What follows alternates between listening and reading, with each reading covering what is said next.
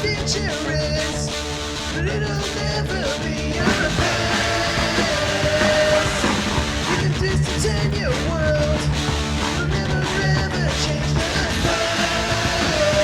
Yeah, yeah.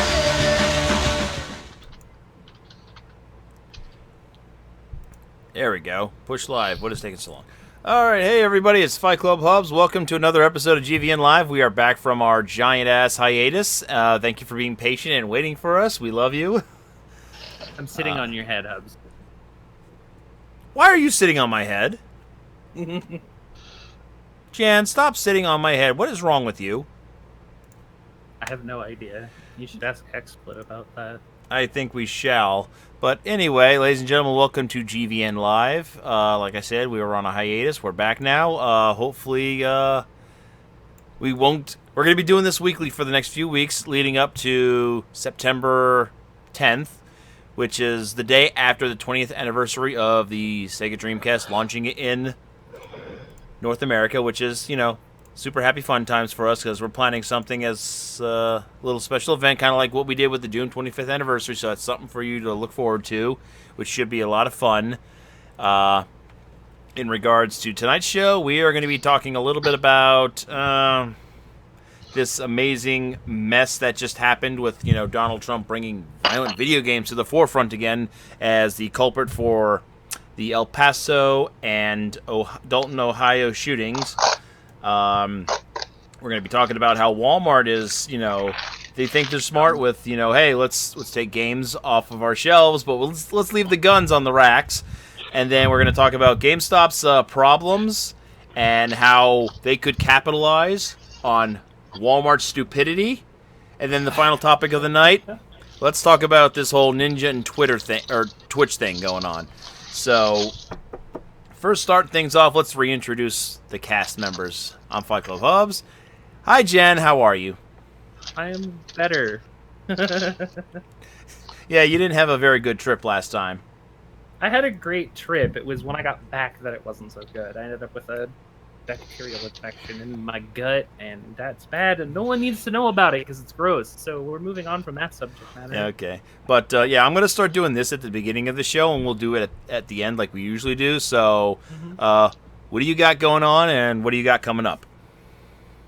Goodness gracious. I am playing some good-ass Tekken right now, actually, believe it or not. You're playing it because of Zafina, aren't you? Absolutely not. I hate Zafina. Ugh. No, I am not. I like her change. I like the way she looks. I like the aesthetic changes. Her playstyle looks very refreshing.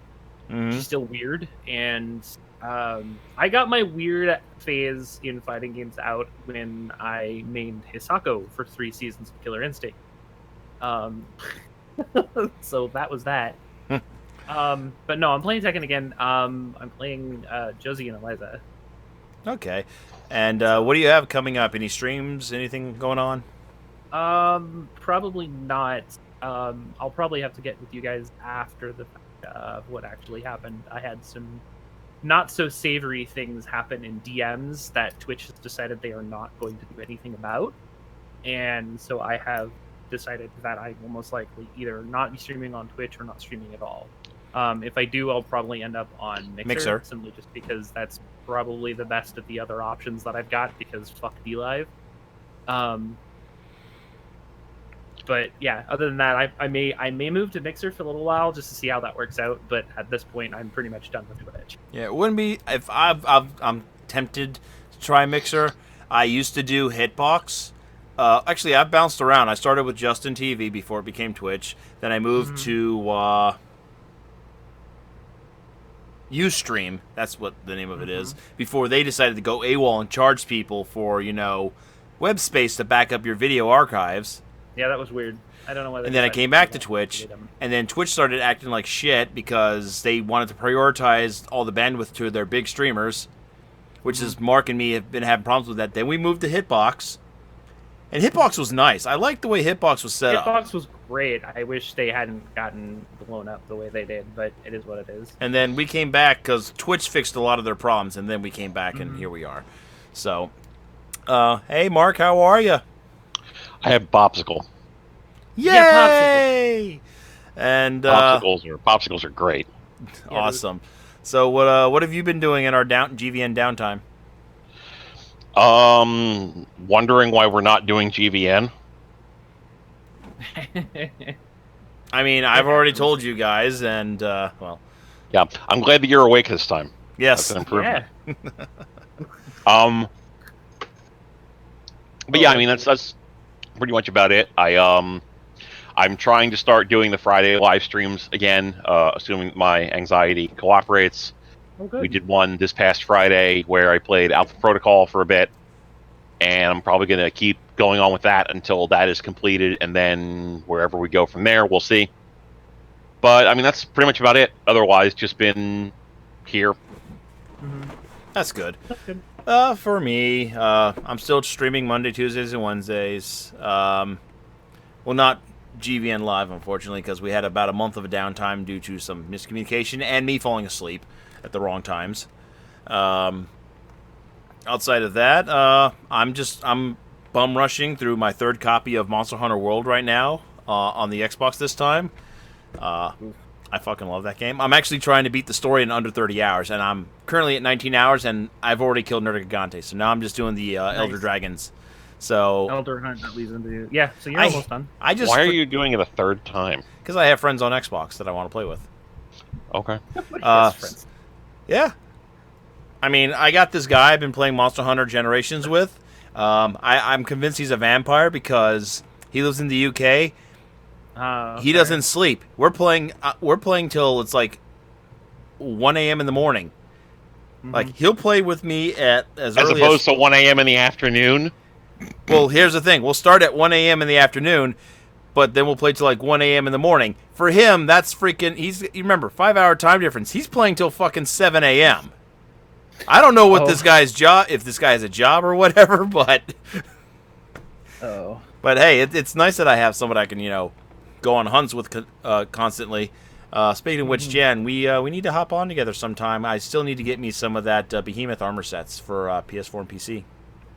God bless yeah. you, Robert. What? God bless you, Robert. God bless me for what? Nothing. Just- It's fine. Let's move on. Fuck you, Mark.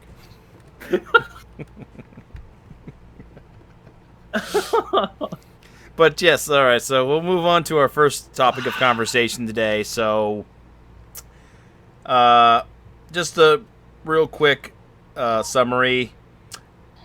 Beginning of last week, some horrific event happened in Ohio and in El Paso, Texas. By the way, I used to live in El Paso, Texas. I used to go to the Cielo Vista Mall as a child.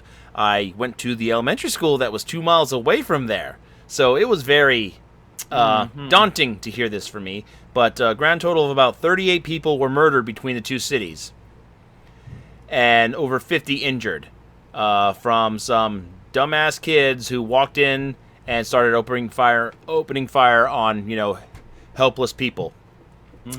My friend Lola's family lives out there in El Paso specifically, so that was really rough for her. And I could imagine. for me, it's just trying to sort of deal with the idea that one of your closest friends in the world is Distraught. doesn't know if their family is even alive Okay. necessarily. Yeah. Is Mhm. like it never Sounds gets awful. easier. It never gets easier dealing with the idea of any kind of a mass shooting, but the kind in particular where you can directly trace yourself to the possibility of somebody being hurt or killed. It's just fucking. It's a nightmare. I absolutely understand that feeling that Lola was feeling because my dad was in New York City at the day of 9/11. Lucky for him, he was not anywhere near that. But for an entire day, we couldn't get a hold of him because they shut off all transmissions to and from the city. Cell phones and calls and whatnot. So me and my mom and my family were all worried about what was going on with my dad. Mm-hmm. So I absolutely understand and sympathize with Lola in that regards. However, On the heel of that tragedy, our good president, Mr. Trump, decided to reopen the can of worms that he started a couple years ago, saying that violent video games are the cause of mass shootings. Fuck you, Mr. Trump. You don't know what you're talking about, especially after you had a meeting with the ESA and other game industry leaders telling you otherwise. And here you are 2 years later using this once again as a focal point to leap into this discussion once again. The last 25 years, video games have been at the forefront of every mass shooting as the culprit to why our troubled teenage youth are constantly killing people with guns or whatever weapon they could find. Or, 90% of which is guns. Despite the fact that there have been numerous studies. I even did a paper as my senior thesis for high school, talking about the effects of violent video games on kids and adolescents. Talking about how they don't affect kids to do shit like this. If anything, they make them maybe slightly more aggressive. But at that point, that's where the parenting steps in. Okay, I don't let my kids play certain games. Okay. I'm just starting to let my son play Roblox. It's the only game he gets to play online. It's his first online game. So far, it's been a very smooth period. He is not getting harassed. He's not getting bullied. It is playing a Slender Man minigame in Roblox is the most violent thing he gets to experience. That's about it. You know what? I'm gonna before I blow my gasket again. Here, Jan, please take over. So I have a fairly unique position when it comes to having the ability to talk about something like this, about people saying that violent video games cause mass shooting. As I was very directly affected by the Columbine incident many, many years ago. For those of you who do know me, you know my past. For those of you who don't know me, I was an original member of the Trenchcoat Mafia. The baseline, however, is that what we did versus what they did is totally different from what we originally had as far as the idea is concerned. The primary issue here, though, is that the same argument keeps coming up over and over and over again, where everyone is saying, well, what were they listening to? What were they playing? What was this? What was that? They always try to find a scapegoat other than the most obvious of three. There was a lack of parenting, which was documented. There was purchased weapons, which was documented. And there was an inability of those in responsible places to actually take action, which is documented. The same thing happens a lot of the times, and when the larger ones occur, then something like this happens. I would like to direct you to the KyoAni fire that happened recently in Japan. Kyoto Animation went up in fire because somebody who was relatively deranged created the largest loss of life in Japanese history since World War II, when it came to being, in some sort of domestic or otherwise kind of thing. A place where video games and animation are the norm and are never generally questioned as often as they are here, say, in the United States. When something like that happens here, however, it's a matter of jockeying for political position. It's a matter of, is it a gun incident? Do I have to deal with the NRA?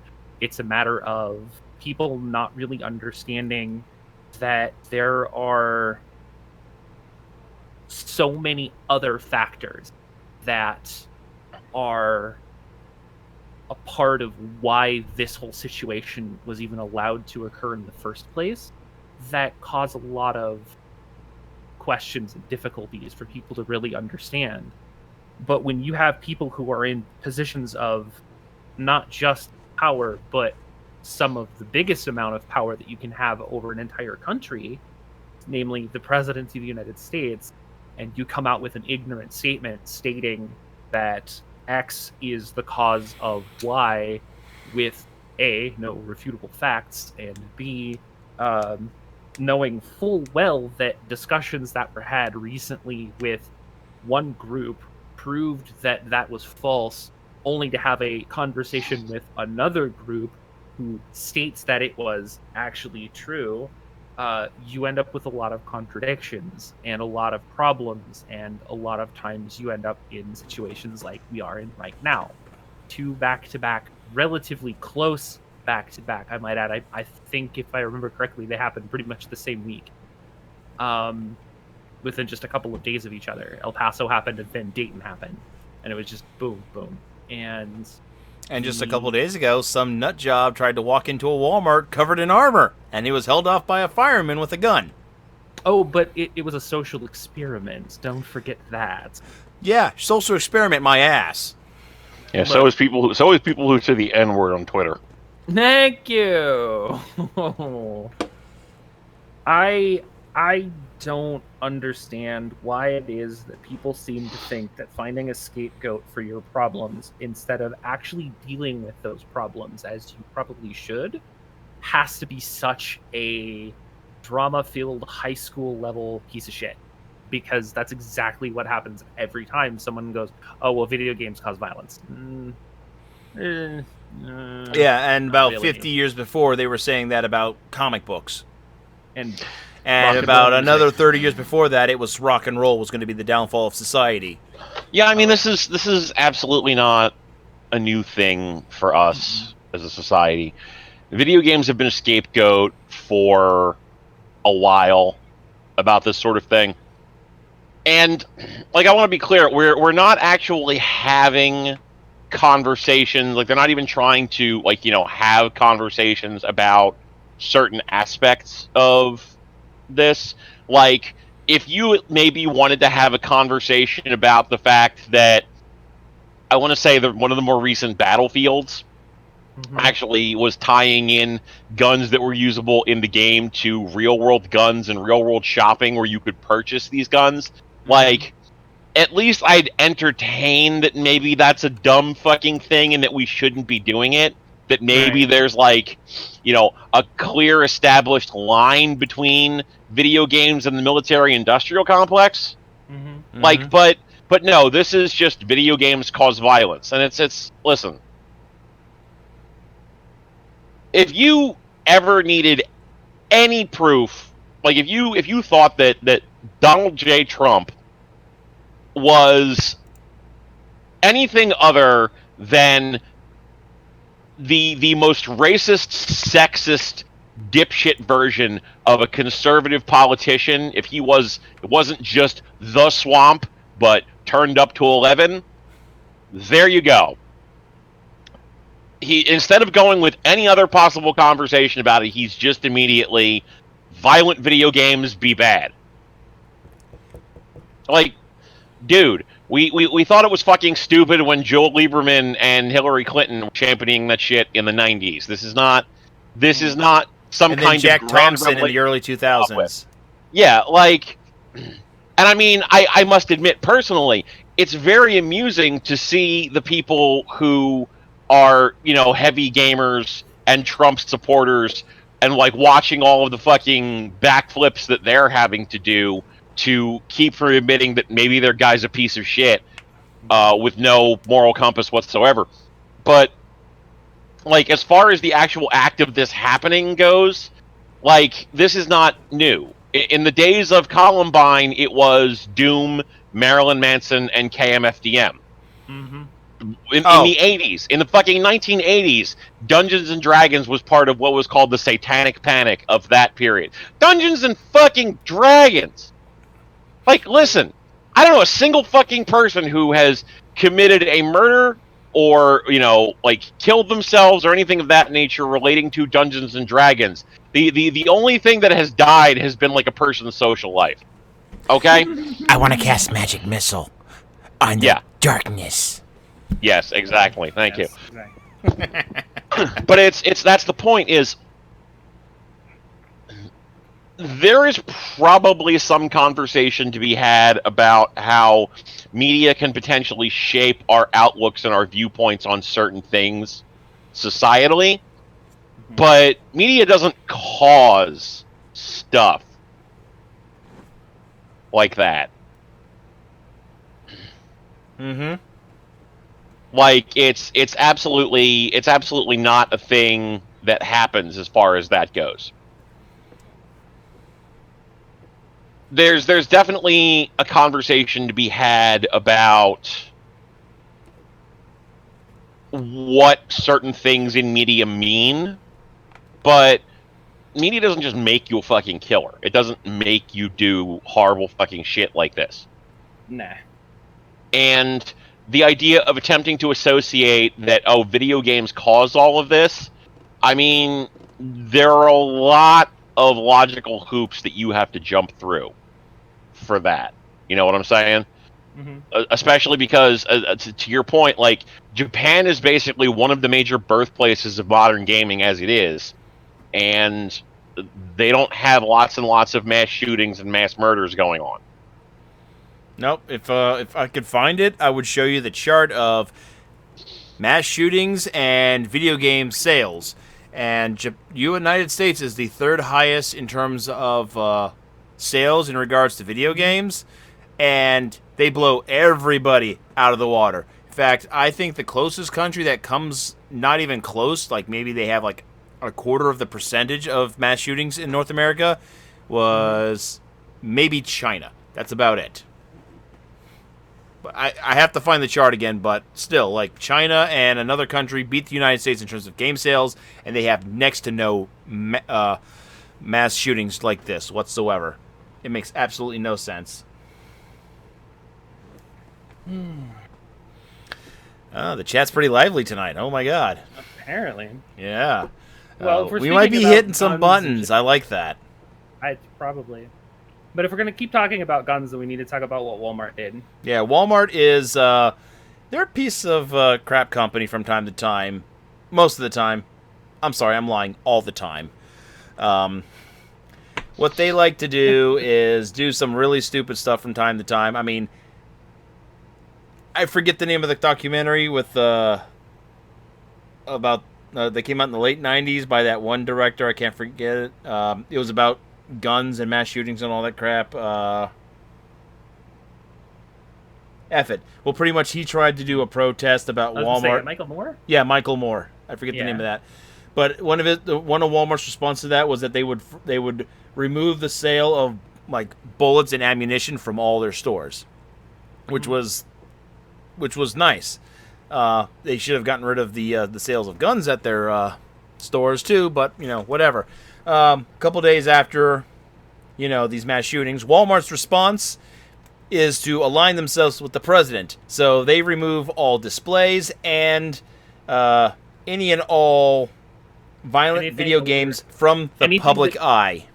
Anything that wasn't E for everyone got pulled. So T even got pulled. Yeah, Bowling for Columbine. Thanks, Rob. There are numerous pictures on Twitter that you can find of insanely empty cases of video games. Oh, and then they'll show the gun racks fully floated on display. Stocked. Yep. Because, video games are the tool of choice for killing people, apparently. Why does Walmart even think, one, that's even a smart sale tactics? Two, who the fuck is buying video games from Walmart anyway? They did have a pretty liberal return exchange policy. So buying from Walmart was generally a good thing if you weren't 100% certain if you were going to like the particular game in question that you were getting. Mm-hmm. And also, there are some people for whom Walmart is like the closest store to them. Like, we live with, multiple different stores immediately available to us. But for some people, Walmart is the big box shop that they have. Yeah, like I do remember visiting my sister in Utah, and, well, the towns are spread across very thinly in Utah. And like the big gathering hub, guess where it is? It's the super Walmarts. So I can absolutely understand that. But in this day and age, in terms of getting your games, the majority of the sales now are coming through online retailers. So Sure, but that's not everywhere. And I mean, like when I was a kid, and I'm sure it's different for a lot of kids these days, but when I was a kid, like, you know, my mother would take me shopping to go wherever, and if I wanted to get a game, if she was going to get me a game, we would have to get it wherever we were going, which was usually like some type of a variety type store like that. Before Walmart existed, it was, you know, Clover, Caldor, Sears. Right. So it was, you would get the game wherever the fucking store was that you were going. And, you know, now that, like, Walmart incorporates grocery shopping on top of everything else, this could quite literally be the case where this is just where the family shopping trip goes. You're getting the fucking game here, or you're not getting it anywhere. You know? So it's, like, Walmart carries everything for everybody, and there are definitely instances where, like, it's probably not going to be anybody's first choice to go to for a video game, but unless there's a really good sale. But it's definitely going to be an option in the same way that like Best Buy is an option if you want to get a video game. Probably not anybody's first choice, but it's definitely a choice that you can make. Well, I would say Best Buy would be a first choice for me because mainly they actually do put video games on sale more frequently. I don't remember the last time I saw video games on sale at a Walmart unless it was there for 2 years and they wanted to get rid of it. Like a markdown to get rid of it. Or they just stuck it in a bargain bin and hoped somebody would find what they wanted in the middle of it somewhere. I went to my Walmart about a month ago. I found some PS2 games still. Wow. Wow. Yeah. Okay, whatever.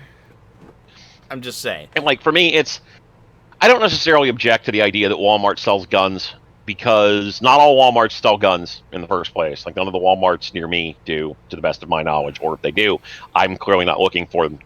But like not all Walmarts sell guns, and in a lot of cases, if you're going to have a Walmart that carries and sells guns, it's going to be stuff for hunting. Hashtag not all Walmarts, yes, exactly. Not all Walmarts, right. Yeah, like it's going to be like hunting weapons, you know, shotguns, rifles, stuff that you would use for hunting. These are generally not the weapons that you are seeing being utilized in these sort of mass shootings. Yes, that is what I can agree. I mean, a Walmart is not going to sell an AK-47. I mean, let's be real here. They're not going to sell an assault type of rifle. They're not going to sell. They don't sell hand pistols. Yeah, they do. Down south, they do. Okay. In fact, the first week I was in Tennessee, believe it or not, I went into Walmart, and in the hunting section, they had revolvers, 6-shot revolvers in blister packs. Okay. Yeah. That's a bit much. That's a bit excessive. Right? So, like, absolutely. like pistols. You probably don't need pistols for hunting. Texas, I mean, yeah, like you probably don't need like, you know, hunting pistols. Like maybe for like, you know, protection from something attacking you or whatever, I guess, but it seems unlikely. If a coyote's that close, you're not using a 6-shot. Right. But again, like I will say that in Walmart's defense, again, a lot of the like the much of the weaponry that you would have in this sort of case is not going to be acquired from a Walmart. I don't necessarily feel like the onus should be on Walmart to change their policy for selling weaponry, especially since again they're predominantly carrying it for hunting purposes. I do note that Walmart is also very much a heavily reactionary corporation, and they are very much a Bible Belt centric corporation. I didn't necessarily see this in Walmart a lot. I saw it in Sam's Club all the goddamn time, which is also the Waltons, where you would go in. Yeah, dear, drill me first. Stand your ground laws. Yeah, like where you would.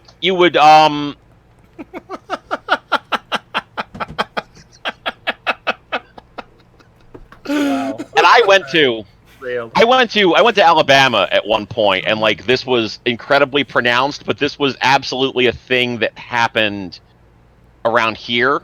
You would go to the Sam's Club, and there would just be like piles upon piles upon piles of books, of like heavily like Christian fiction books. That is where I ended up getting every single volume of the Left Behind series and reading it, which is one of the worst goddamn book series I've ever read in my life. Where's the Doom books? I was That's immediately possible? thinking that. Wow. They're equally bad, but for different reasons. Fair. I don't know. I think the 50 Shades books might have you beat there. I haven't read them, but any series of books that start off as pornographic fanfic of the Twilight series, deserves mention as a series of worst books ever made.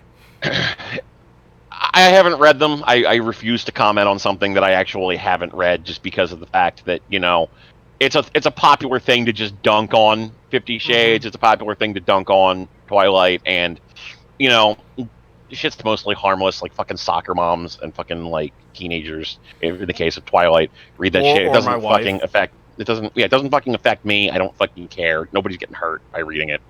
Exactly. I am, Whatever. because my wife wants me to go to the fucking movies with her to see them when they come out. Listen, I said this about having a kid. That's your own goddamn problem.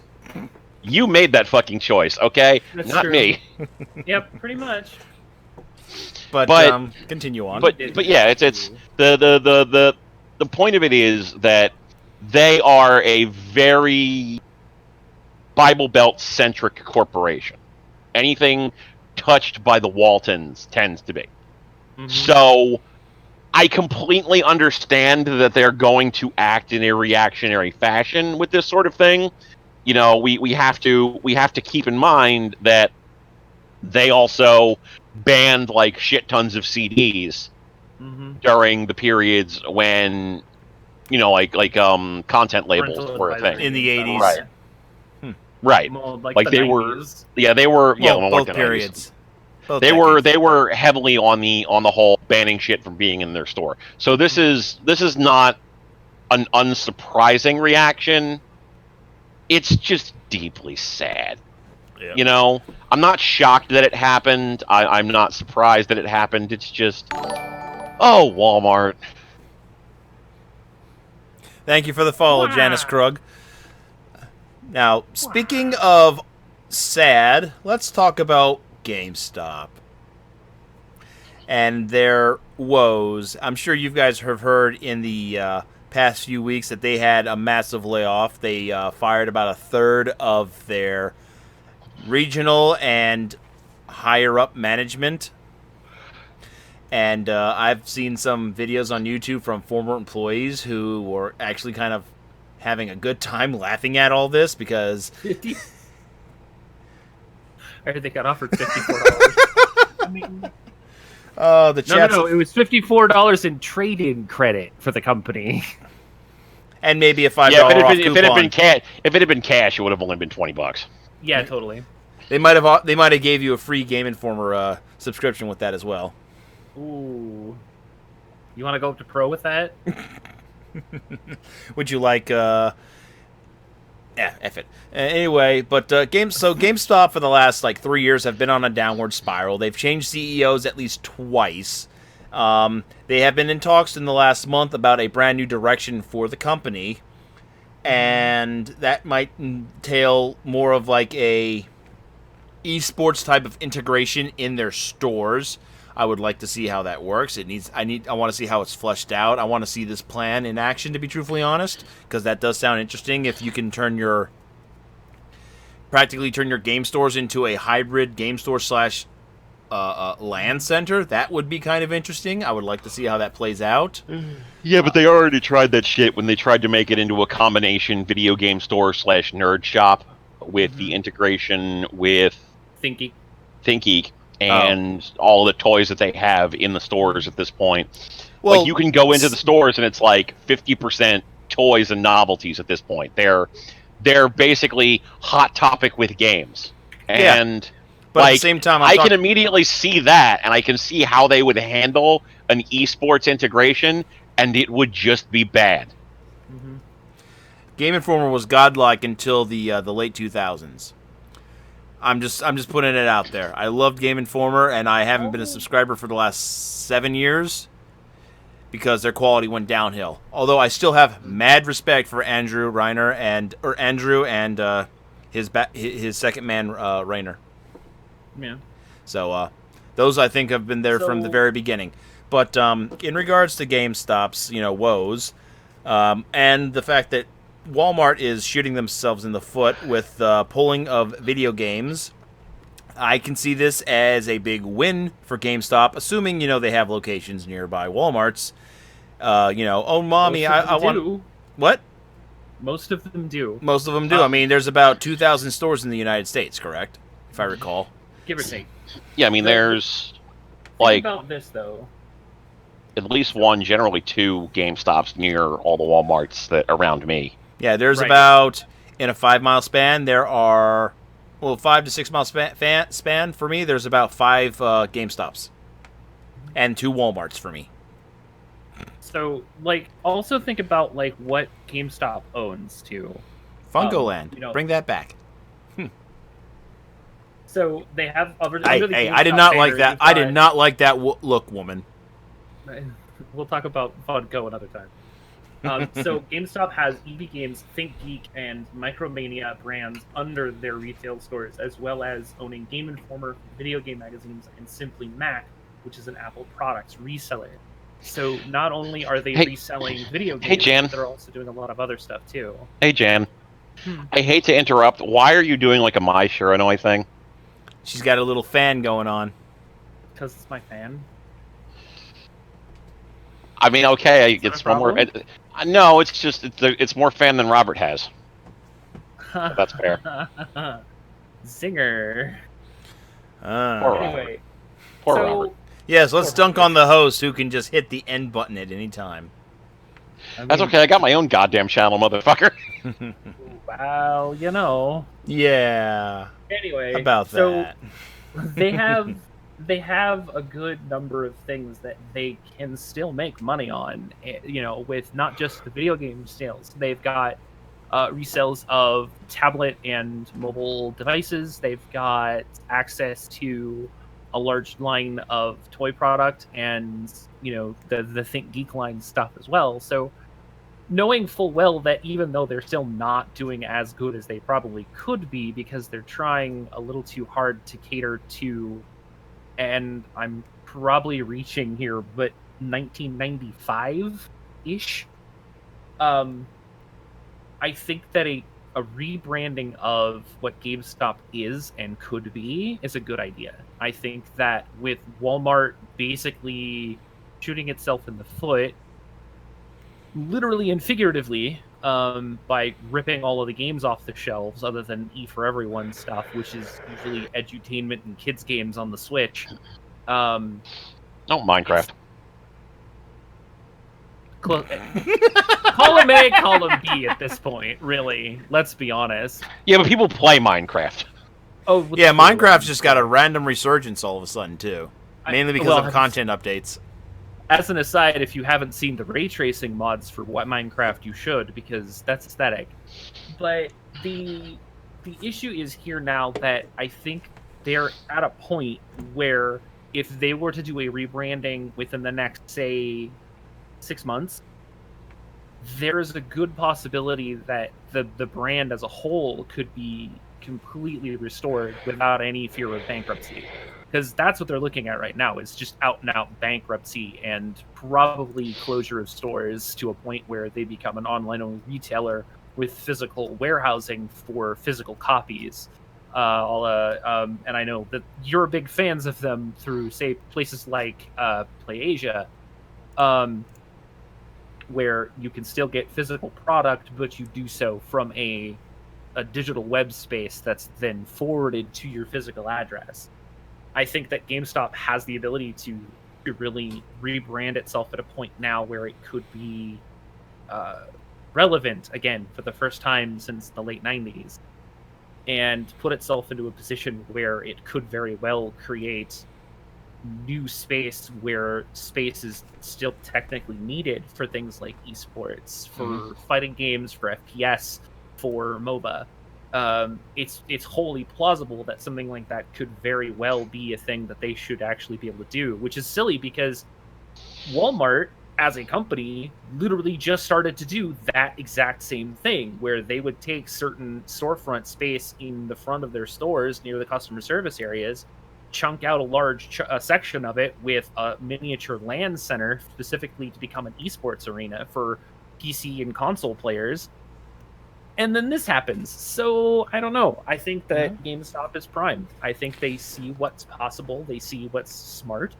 And if the CEOs and the people who, the powers that be at GameStop understand that there's actually something here that could bring their names back to the forefront of people's minds, to not basically be shit customer service experiences and, hey, I'll give you $5 for it cash, memes all over the internet, I think this would probably be the big thing that they need to actually look at and go, yep, this is what we need to do, because if we don't, then there's a lot of loss there. If you want to keep your company going, I think this is where you need to go. That's the direction it needs to happen. Yeah. With GameStop, though, I mean, if they are to go through with this, they still have to realize, even though Walmart is in a world of hurt with their game sales now, they still have two other people that they have to contend with now for sales. They still have Target, and they also have Best Buy. And Best Buy has been pushing gaming sales as one of their big things for the last 3 years now. I mean, granted, they got rid of their club membership thing, which was a huge thing that they had going for them to compete with GameStop's club membership, but for whatever reason they got rid of it. But the thing that GameStop needs to worry about is their public perception. They have horrible customer service, and they have disgruntled workers, and they have an environment that just really seems like they can't take a joke. That internet meme of, hey, I'll take these 50 games off you and give you $5 for it. How many people do you think actually take that seriously? A good chunk of the society out there probably does, even though I know for a fact that when I've traded games in, I've gotten good deals for stuff like that. I went and traded in Sudeki a month after it was released. I got $40. I put that down as credit towards Halo 2. That was probably one of the biggest trade-ins I've ever had. GameStop needs to come out and, pull an Arby's or a Wendy's with their Twitter account or social media. Get the public perception to, change into their favor a little bit. Okay, we're a joke. You know what? Let's go along with the joke. I mean, that's a double-edged sword. I mean, look at me. You guys rag on me all the time, and I just fucking go with it. Right, but that's different, because that's the expectation. GameStop as a company has been the butt of jokes for a decade at least now, maybe longer, and they haven't rolled with those punches. They have vehemently tried to do everything they can to oppose those punches, and a lot of people look at that and would see something like this as not satire, more something along the lines of trying to shade or fire shots at the community or the people as a whole, and could be very negative for their image and their brand at this point. I feel like timing has to be right for that kind of setup. Now, I'll be completely honest, that's actually something that I had a conversation about with somebody recently. I honestly am of the mind that while something like that could be a viable possibility for GameStop, it cannot be the same idea. You cannot have smug GameStop. You cannot have, anime gamer pop culture GameStop. They've already tried it. They should bring back that fucking bunny they had in the commercials, that badass bunny. No, there's two words that I think are the only things that if they went back to social media and tried to rebrand themselves, gallows humor. This is the only thing that's going to save them if they decide to go with that route. I believe that if they were to play to the idea of gallows humor on their own social media sites, specifically to rebrand their image as the company, understands that they've failed a lot, and now they're reveling in that failure, only to rebrand themselves and bring themselves to the forefront. That's probably, to me, one of the only ways that's going to save that company in terms of its image, in terms of what it is that they could actually do to put themselves in the forefront of people's minds as, hey, maybe we could go to GameStop again. Mark, any final thoughts before we move on to our final topic of conversation? I don't know that I would necessarily agree with the idea of them going with gallows humor on social media, just because people generally don't want to support losers. So, Fair. like, going in that sort of direction isn't necessarily going to make people, sympathize with you. It's just going to make them be like, yeah, we know that you suck, so what? So, like, I don't know in particular how that will go. Mm-hmm. I would be interested to see how all of this evolves in the long run. I don't think that GameStop has given us any real indication as a company that they really have a particular idea of what in the blue hell they're doing. So, Honestly, what they need to do is they need to just start looking for some really, like, silly things that are happening on the internet and just be like, yo, I'll give you $8 for that cash. just play to it. Like, I don't feel like the concept of Gowl's humor in terms of just being like, hey, we're the losers. Find but some more guy play to complaining the about his idea- wife on Twitter and be like, hey, you can trade her in for a better model. yeah, that will absolutely definitely not work. not fly, dude. No, That absolutely will not Wow. that will not fucking fly. Okay, so my humor's a little dark. That is not dark. That is just disturbing. There is a difference. Yeah, that's not dark. That's just sexist, bro. Ooh. Okay, Anyway. what if I said it was they said it to a woman and she wants to trade, she can trade in her husband for a better model? No, that's just corny. I mean, One is sexist, well, one is corny. I'm not drawing the parallel here, but whatever. Moving on. you don't need to draw a parallel. Kind of like what happened with Twitch and Ninja. Yeah. Speaking of which, so I just first heard about this through Jeff Smash JT. I was watching his video about this, and I went and I saw Ninja's video about it. Apparently, Ninja is taking issue with something Twitch is doing, which, by the way, Twitch does on everybody's channel. Ninja, you're not special. Although you do have 14 million subscribers, and you've done the work. You're awesome for that. He's upset that Twitch is promoting other streamers on his channel as he makes a transition to Mixer. I personally don't have a problem with Twitch promoting other streamers. I mean, you got 14 million viewers or subscribers on your channel, and there's other big names out there too, people who are also on the up and up, and Twitch is going to use all of their streamers to promote other people. This Right, is I perfectly mean, like, acceptable. This particular thing that they were doing was something that they were experimenting with. Them promoting other content is not new, and I mean, it's their platform. But like, this specific way of doing it was them experimenting to a certain extent with Ninja's platform, Yeah. because he's not going to fucking be there anymore. Yeah.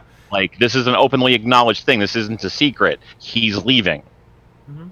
So, Well, like, he's already you know, left with this, but yeah. yeah, so it's like, you might as well at least attempt to use the fact that people will be showing up there to get something out there into the world. Because it's just, at this point, you have this fucking domain space and all of this shit on the channel. You might as well at least try to get people to look at your other content providers. Exactly. Now, there's two things, though, that I take issue with. One is Ninja's privileged attitude towards Twitch's promotion scheme that they're doing. Yep. And I don't get that from Ninja's perspective. He doesn't own the space that he was using on Twitch at all. So I don't get where you think you own anything that goes on with the content. I mean, you work hard, you busted your ass. Twitch rewarded you for your hard work and effort by, getting you subscriptions and front page views and all that kinds of stuff.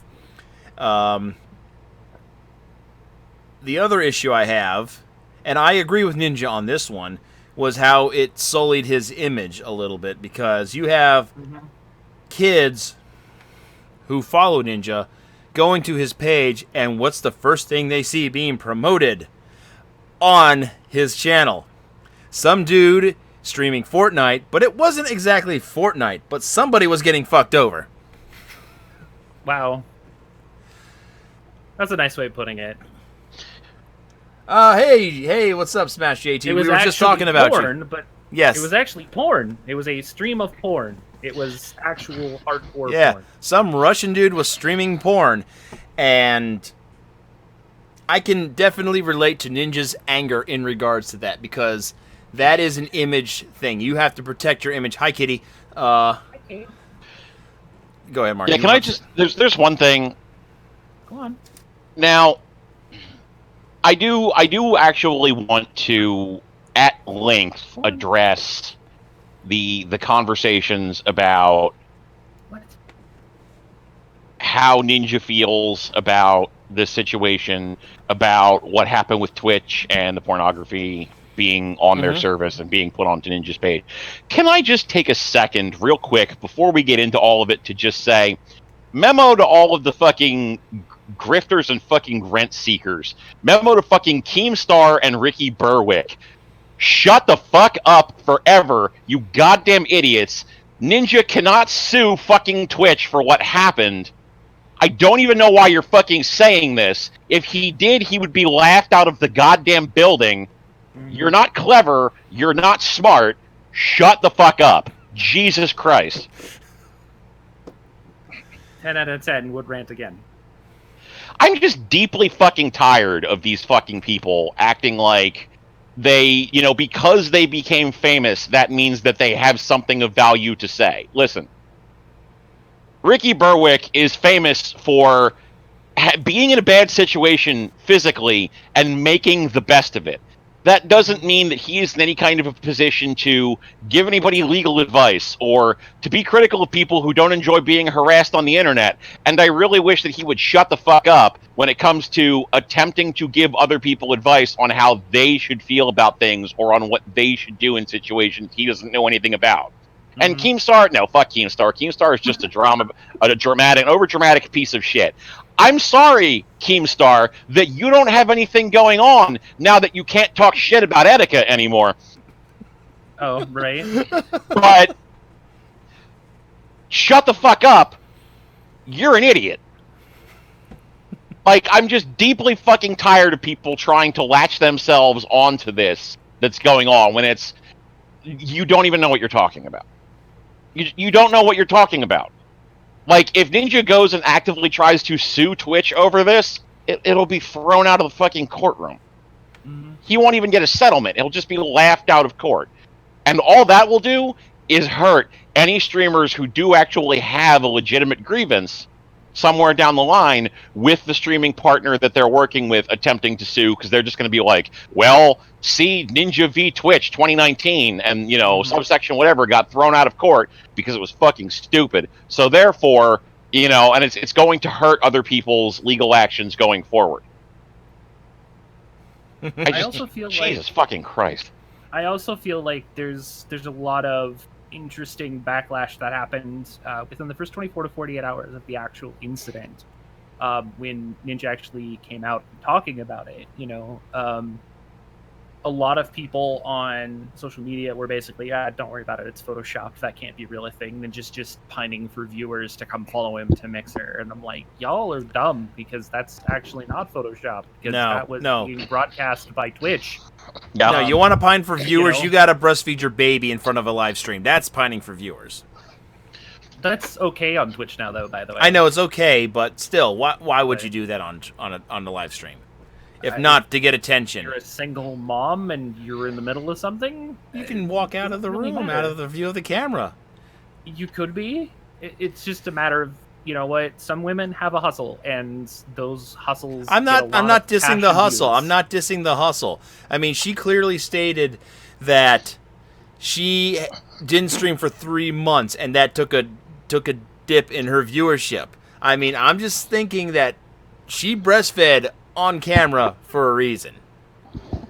I don't want to get into that conversation. I am deep conversation.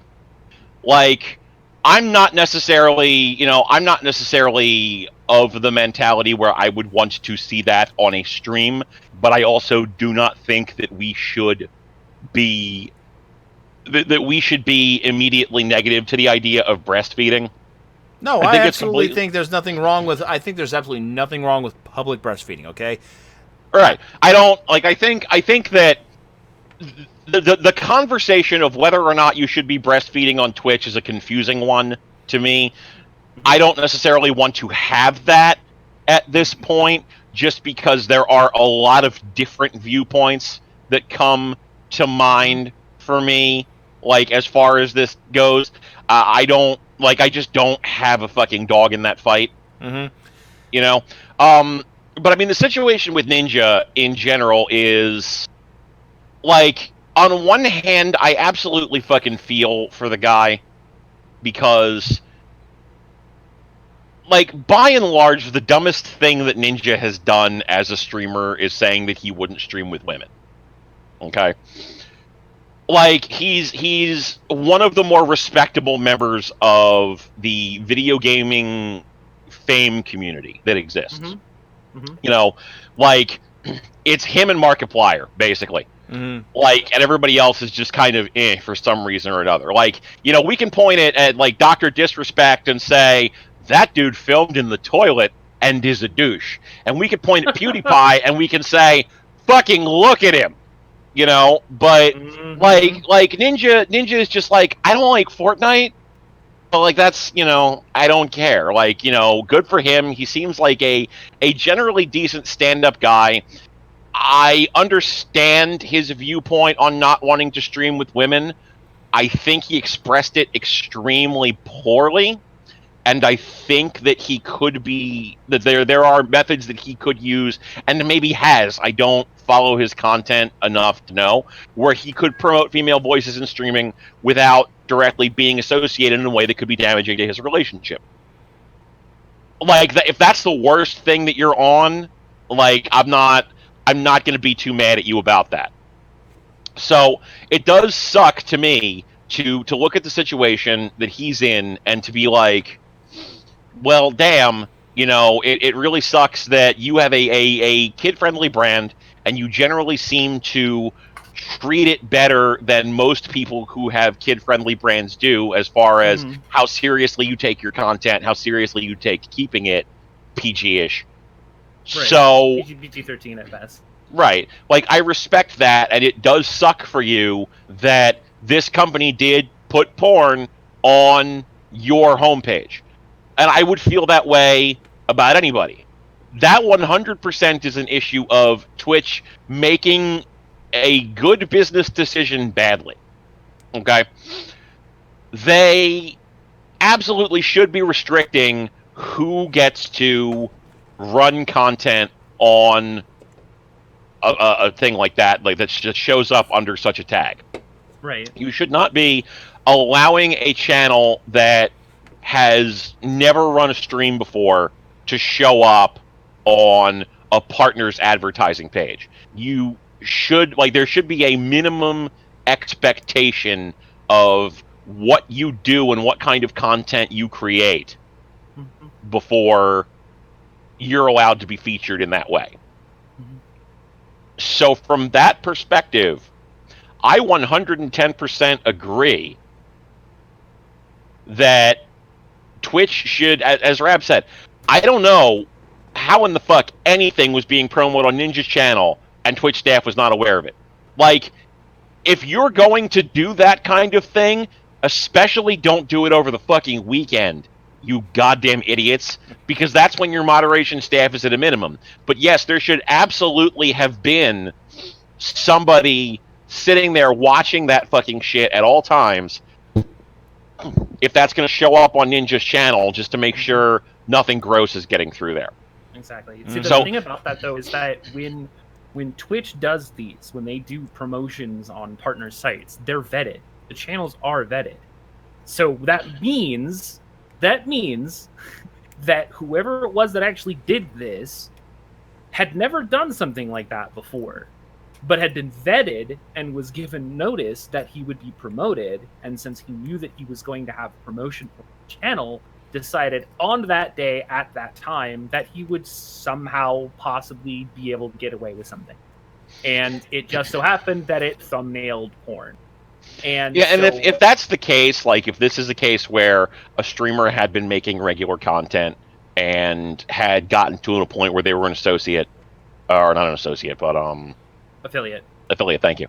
If they'd gotten to a point of being an affiliate, they had been vetted enough that Twitch was like, if this was Yeah, what sure. happened, because I don't 100% know I what mean, this process looks like. I've never been contacted for this. I don't know anybody who has. But if these people were contacted in advance and told this was going to happen, mhm. and this person did this, and they were like, oh, today I'm going to run porn, like, LOL, I guess, bro, but you're just ruining it for everybody else. Yeah. Eat shit from a butt, you know? Like, I get why you would do it. Like, I'm not that mad, because I get why if you were a troll you would fucking do that thing, but you're just ruining it for everybody else. Eat shit from a butt. Just a lot of shit from multiple butts, just in your mouth. Okay? Go Human human centipede. centipede it. Yeah. Yeah, just staple this guy's mouth to, like, who's someone gross? Flo. Who? Oh, John Leguizamo? somebody. No, Flo. Flo from no. the fucking commercials for No, Flo from Insurance? the fighting game community, who's being outed as the latest person to be sexually harassing people. I don't know who that is. He, We just say Chris Bond. I mean, that's fine. yeah, we could do that too. Oh, that guy? Yeah, I don't know Yeah. who he is, but Chris Bond is also a former member of Fine, Die if Hard he- Game if Fan he- from the '90s, which kind of is like, really?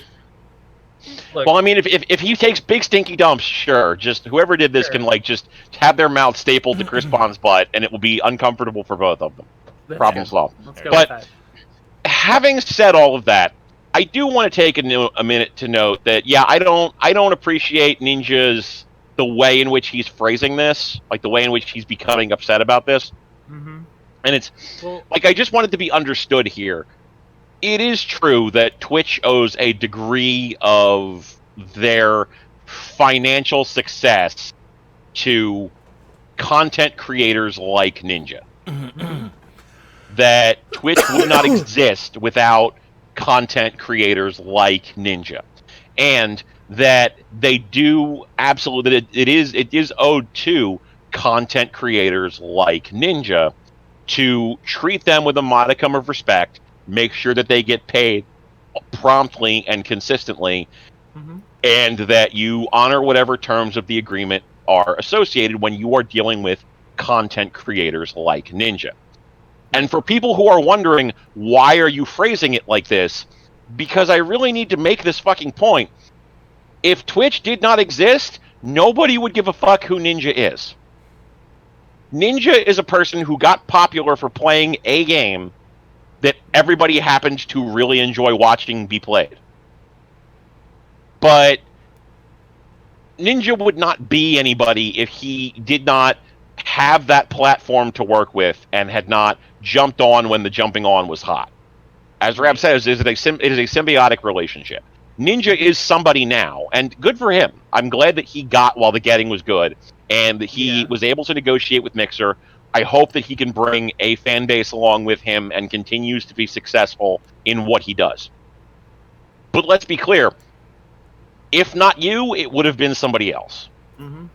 You know, you were in the right place at the right time.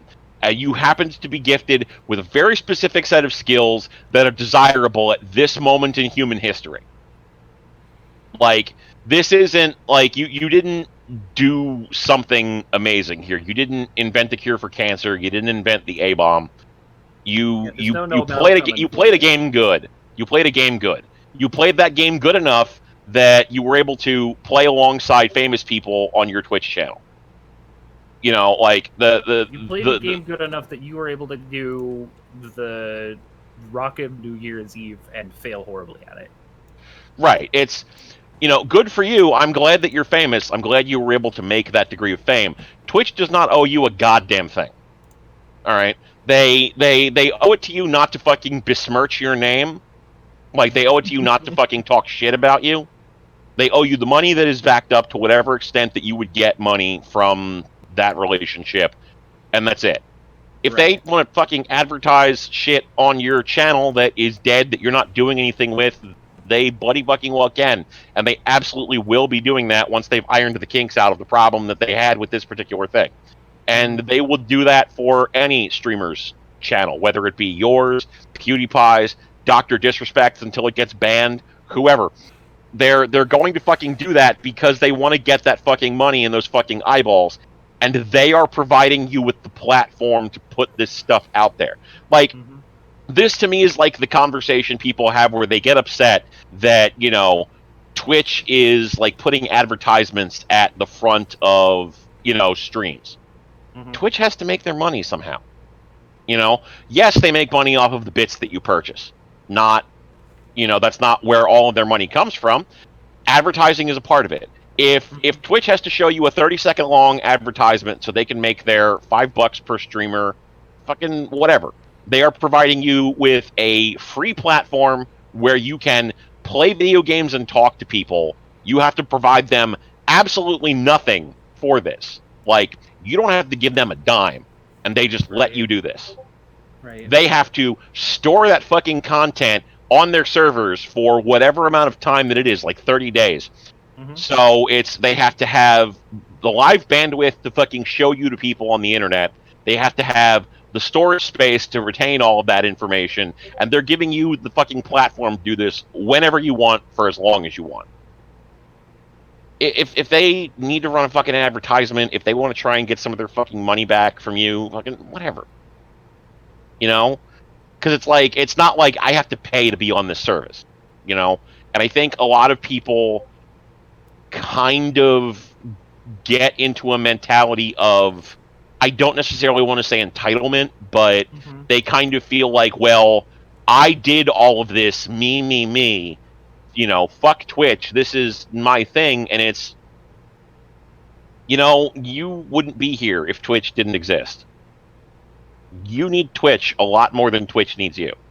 Oh yeah, for sure. If Dr. Disrespect went away tomorrow, like, I'm sure if he had gone to a different platform, I'm sure people would have followed him. But I'm also sure a lot of people just would have invested their money back into Twitch.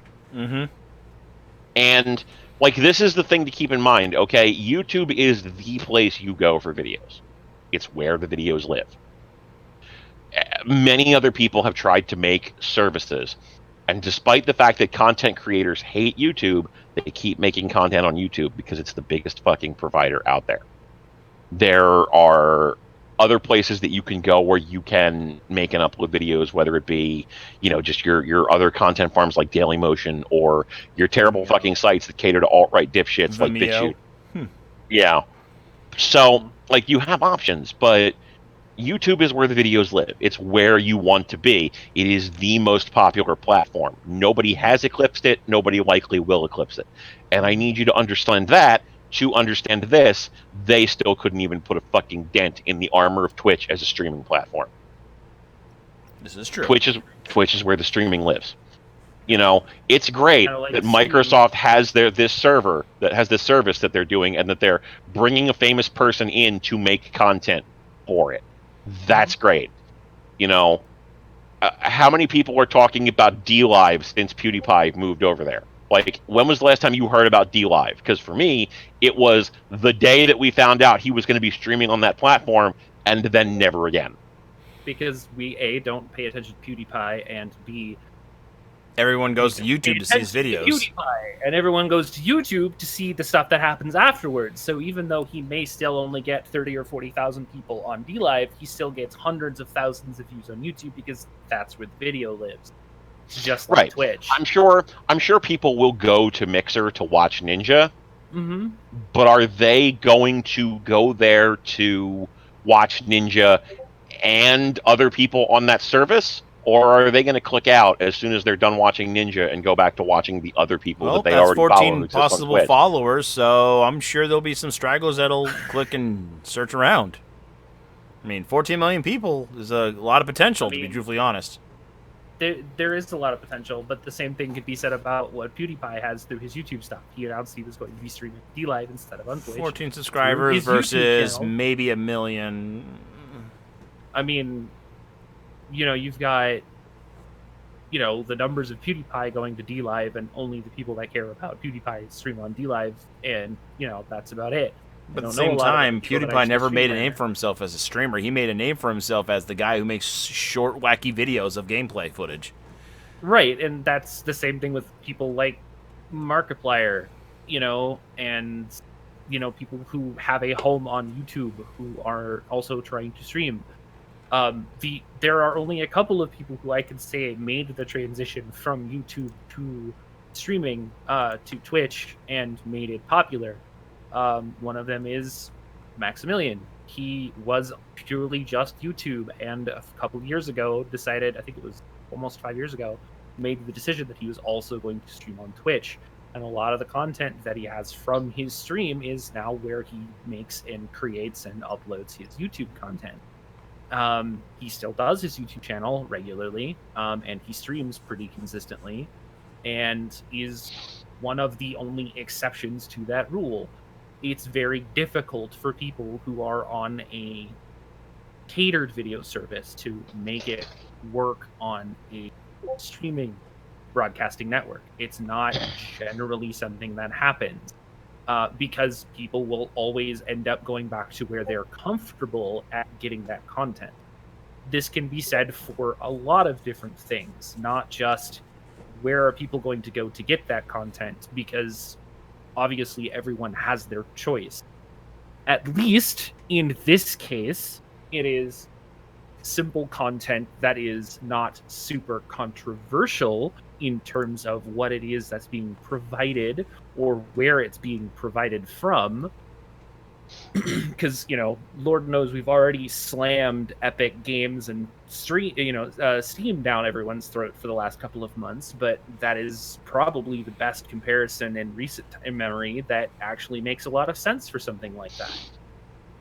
There's always going to be a primary place or a primary thing that everyone gets their specific content from, or plays the specific games that they have, or has a specific game that can only be, that's generally the number one game that a lot of people play. And this is no different.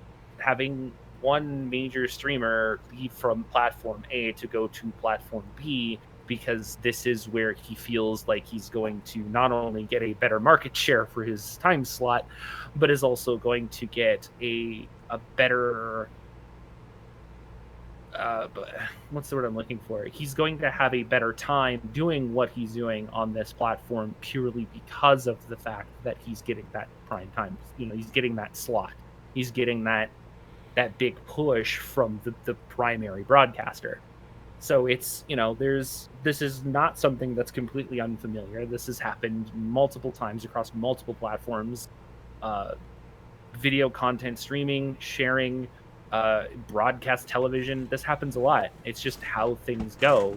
Things get pushed and moved, and it happens a lot because this is the thing that people want to get in front of them. You don't see a lot of, moving soap operas to other networks because that's just not a thing that happens. But the concept is still the same, where the time slots are what's important. The same thing here. It's just he figured this is the right place to go. It was the right time to do it. And so he did it. And unfortunately, some very strange and probably not so good things happened. And obviously, some people got upset. I still agree with the rest of you guys saying that if he wanted to sue, it would be dumb. That's probably true. It's going to be dumb, and no one's going to take that case. But the long and short of it is that he made it. Oh no, somebody will take that fucking case if he wants to run it. I'm sure, but I mean, somebody decided to fucking defend Vic Mignogna in a fucking in the fucking suit that he's going through. Just because somebody passed the bar exam doesn't mean they're smart. It means that they're good at studying. Very true. Do I need to bring back Jack Thompson? Oof. But the long and short of it is that, eventually you're going to get to a point where this is all just going to blow over. and we're just going to go right back to where we were with what we've got. And those who are, loyal to Ninja will go to Mixer, and those who are loyal to Dr. Disrespect will stay on Twitch, and those who are loyal to PewDiePie will probably stay on YouTube, because that's where his content is, and that's where the content goes, and that's where people go. So it's we haven't heard anything, because at this point nobody cares, and that's exactly what's going to happen here. Yeah, I do want to note before we wrap up here. We can actually look now and get quantifiable data on what's going on. And I know this because I did. Oh, good. So, because, this is to quote H Bomber Guy, this is the part where I went away and did my own independent research. You're in my world now, motherfucker! Uh-oh, here we go. So, and this is like the simplest fucking research that you could do. So, like, this is not necessarily something to be proud of, but okay. So, PewDiePie on YouTube has like more subscribers than fucking God. He's got like 800 million subscribers. On Twitch, the last time that he used that platform, he has a respectable about 1.1 million subscribers, which is, certainly more than I can do. It's nowhere near his YouTube content, but it's a lot. Do you want to take a guess as to how many he has on DLive? Couple 100,000, maybe. 500,000. 500,000. Okay. Right.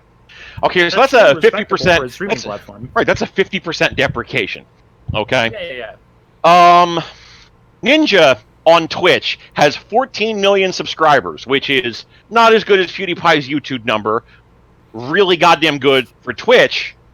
It's a big fucking number. Do you want to guess how many people have so far? And it's been 2 weeks, right? Like, he's been in the news. He was just in the news for this thing happening. Do you want to know? Do you want to take a guess how many people followed him over to Mixer so far? Maybe 5 million. Man, I'd crack maybe 1.6. Yeah, I was about to say I'd crack it closer to like 1 or 2 mil. Wow. Yeah. Now, I'm sure that he's going to have a lot of active people who are coming with him. I mean, let's be clear. A lot of the people that were in that 14 million number are probably not people who were actively viewing him. Right. Okay? They're lurkers or passive numbers that just happen to stick around because... Or bots. Right, I have like gifts. multiple. I have like 2,000 followers, and how many people show up to my streams? Like 10. It's in and of itself. The follower number is not indicative of how many people are actually going to show up for your content. Obviously, there's going to be some atrophy between the amount of people who are following him and the amount of people who are active in his, in his shit. But I think it's very interesting to note that, like, he was kind of being pitched at a certain level. He's being pitched as, like, a certain amount of volume to Microsoft. Right. And he definitely is not getting the same volume of people watching his streams on Mixer as he is on Twitch, because it's just not everybody followed him. It just didn't happen. I mean, but so I'll be real honest in that I decided a couple of days ago, because I was taking a look at Mixer because of my own personal issues here on Twitch, just to sort of set some stuff up and see how easy it was to actually stream on the platform. And as near as I can tell, it would probably be the same, wouldn't it? It's actually fairly similar. There's a couple of specific differences with how their dashboard is set up. It's very simplistic. But that's also because it's still a relatively new platform overall. The thing I thought was really interesting, and this is a big thing, basically, because of all of this. Because of his move, because this was prompted by Microsoft and Mixer in general, if you joined or you followed Ninja from Twitch to Mixer, and you show up in his channel right now, for the first month of his activity, Mixer is giving away a free subscription to Ninja's channel. So anybody that follows and shows up can actively and for free subscribe to Ninja's channel. The interesting point here is that when it comes to being a partner on Mixer, because there is no affiliate status, there's no midline. You are either a streamer or you are a partner with Mixer. The numbers requirement for Mixer partnership is very small. It generally is just streaming consistency and 2,000 followers. Yeah, but the interesting thing here is 2,000 followers. followers. You have to have 2,000 followers, and you must stream. Basically, you have to hit the time commitment of a partner with far more followers than you would need in terms of actual, because Twitch is based on concurrent viewership. Mixer is based on activity on both your part and your followers. As long as you have 2,000 followers and about the same amount of time commitment, I think it's 15 or 20 hours of consistent time over a 30-day period, as well as X amount of streams across a 30-day period of time, you can fill out the application. Oh, and your channel must be at least a month old unless you are already somebody who is big. Like, so if you have verifiable numbers on Twitch or YouTube, they will bypass the initial requirements of 2,000 followers to allow you to bring your followers with you to the Mixer platform. Yeah, So, I mean, like, that's, to me, it's, I would want to know what the revenue sharing looks like if you're not a partner. Mhm. Like, if you have options, if... Embers. Embers are the only option, or donations, direct donations to your whatever money pool of choice, be it whatever, I don't know. Anyway. Right, because, I mean, like, yeah. if that's the case, like, you know, if you're not making money off of Twitch at all, moving to Mixer isn't a bad idea. Sure. If you're making a shit ton of money off of Twitch, moving to Mixer isn't a bad idea. But if you're, like, in my position, I couldn't see doing that, because I get $100 every couple of months for just running my Twitch streams. I get to have a bunch of emotes. People can donate bits if they want to. People can subscribe to me through Twitch Prime with Amazon Prime. And I would not be able to make 2,000 followers in a reasonable amount of time. Like, because, I mean, Rab in the chat here has been running a stream 2 days a week, every week, for a couple of months now. And you have to get to 50 followers to be considered for affiliate status. It took him, like, what, 2 months to get to that 50 follower ranking? Like, 2,000 followers, unless you're streaming heavily on any kind of a platform, would take, like, a year. And on a platform like Mixer, where there's less competition, but there's also less people viewing on the platform, I don't like that. Like, that I don't see that as being a feasible thing. You know? Oh yeah, no, for sure. So I don't know. It's silly because it gives you. I'm trying to pull it up right now. So okay, so here's what it says. I lied. I apologize. So, as it states directly on the Mixer Partnership Program link at the top of the page, your account must be at least 2 months old. You must have at least 2,000 followers. You must stream at least 12 unique days per month. You must stream at least 25 hours per month. You must be at least the age of majority for your region or country, and you must follow the terms and service and rules of user conduct. That's all you got to do, and then you can become a Mixer partner. So, in a baseline for that time, what you are basically saying is if you are looking to monetize rapidly, in the amount of time that it took Rob or anybody in general to get to 50 followers in 2 months, they would like you to do 2,000 in the same amount of time. Yeah, So eat my entire fucking growth, ass. Yeah, Eat my entire fucking ass. The organic amount of growth you would have to have for something like that would have to be I'd have to be staring Ridiculous. steroids on those fucking flowers to get that kind of organic growth. Get the fuck out of here. Right. Like, I'm sure that they will change that. I'm sure that if they get to a point where they have enough people on the service, they will change it. But it's like, this is my thing, and this is where I'm going to end it for me personally, is Ninja moving there, he says, is to discover, like, to rediscover what made streaming fun for him. And if he can actually do that with just moving to a different platform, more power to him. I don't know how that helps. Like, that to me, that just seems like, painting over your problems instead of actually dealing with them.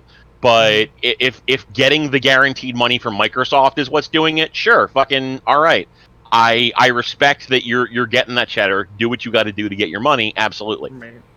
But at the end of the day, like, I don't see Mixer as a solution. Like, I've talked to a few different people who were kind of like, leaning on the idea of going over to Mixer. Like, Spencer MPI was talking about maybe making a Mixer channel at one point. My friend White Shadow has a Mixer channel that he does some streaming on at various points. And for me, it's just like, I don't see it being a benefit to you unless you aren't making money or don't care about making money off of the service, really, because it just sounds to me like if you're not a huge streamer, you're going to be fucking yourself if your streaming is in any way accounting any of your bills if you attempt to transition, because you're not going to be getting that money for a while. And you're also going to have to convince a lot of your user base to follow you. And like, That's already difficult enough as it is. yeah, if I've got like 50 people who actively follow me, I'm probably going to have to cut that number in half. You know what I'm saying? I don't see it being a reasonable expenditure unless you are starting there brand new and don't care about taking the loss. Exactly. Like, for me, I don't need the money that bad. If everybody I knew moved to Mixer, I would probably move to Mixer and I wouldn't care. But as it stands now, Twitch is more convenient for people to just give me, their free Twitch Prime shit. Right. Twitch is where all of my friends have accounts and can follow me reasonably easily. I don't see any reason to move to Mixer personally, and I don't go watch streams there. Like, again, going back to my friend White Shadow, like, he goes and he streams on Mixer. I don't fucking go over there and watch his shit because I don't care to make another fucking login to follow him over to that service. If Spencer decided he was going to stream on that platform, my response would be, I can't mod for you on that platform because I'm not I don't care there enough to be there. Like, I'm not going to make a fucking account just to watch you. And I'm not going to watch Ninja because I don't care about Fortnite. I think he's a fine person. I just don't care about what he's watching. Fortnite, right? What he's doing. So it's very much a case of, I would make a login if I knew a bunch of people were going over there to go streaming and I was going to, like, join up with that community. But if it's like one person, two people, like, no, it's you're just ostracizing yourself. You're cutting yourself off from everybody else who's in the existent community that we have here. I don't know why you would do that, but, have fun, I guess. Exactly. All right, and I think we're going to end it there tonight. So, it's been a very, very fun night, I have to say. So, thank you, everybody, for tuning in. Great show. We will be doing this weekly all the way up to September 10th, which will be our Dreamcast special edition show, 20th anniversary. Whoop-de-doo. We got some other things that are coming up in future episodes that should be exciting. We have been planning some new stuff that we want to go over and have some fun with. Before we end the night, though, let's have a recap of what we got going on. Mark, what do you got going on? Well, assuming that my anxiety cooperates with me, Friday we'll be doing more Alpha Protocol. Saturday, I don't know what we're doing yet because Carl came to me and was like, "Oh, when are we doing board game night?" I told him next weekend. So I went to go remind everybody, and Kane said, "I don't know if I can do it. I'm moving." So I said to them, "Oh, all right, we can do it the week after." So Carl's like, "Well, why don't we do it this Saturday?" So I'm waiting to get a response from Kane. If he can do it this Saturday, if he can't, then it's going to be in 2 weeks. But if he can, it's going to be this week.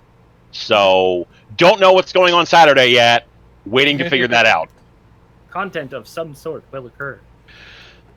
Yes, we will be streaming. Don't know what, but you will be streaming.